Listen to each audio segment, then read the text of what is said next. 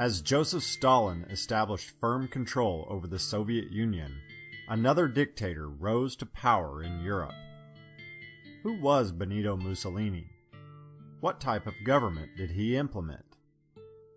During the 1920s, Benito Mussolini established a totalitarian regime in Italy.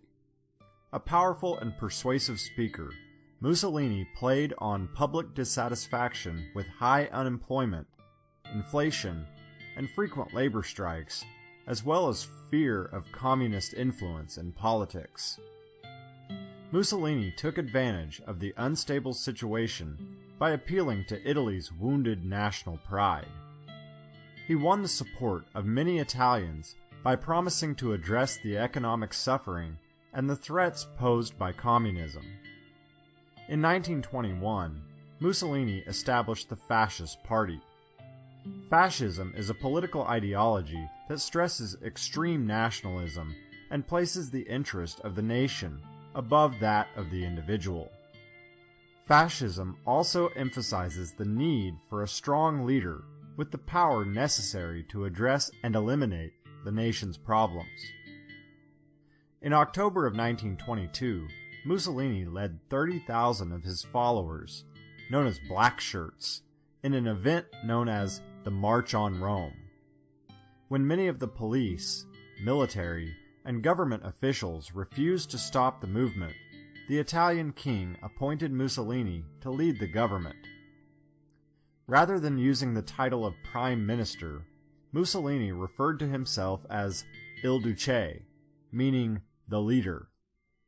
Mussolini was granted emergency powers that were to last for only 1 year, but in doing so, the Italian parliament unknowingly established a dictatorship that would last for the next 20 years. Unlike Stalin, who used harsh methods to maintain control over his people, Mussolini sought to win public support.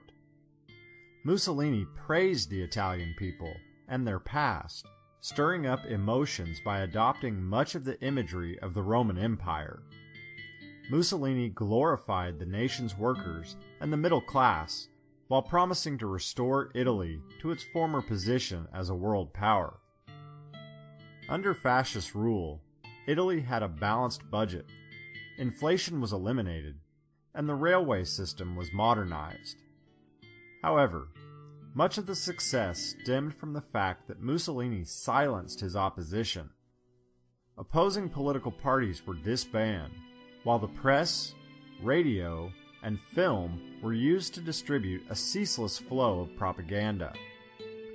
Over time, the fascists extended their control to every aspect of Italian life. The school system was used to indoctrinate children into fascist ideology. Students wore black uniforms, and the concepts of discipline, duty, and obedience were emphasized. Mussolini also hoped to enhance Italy's role on the world stage and preached that it was natural for strong nations to conquer weak ones.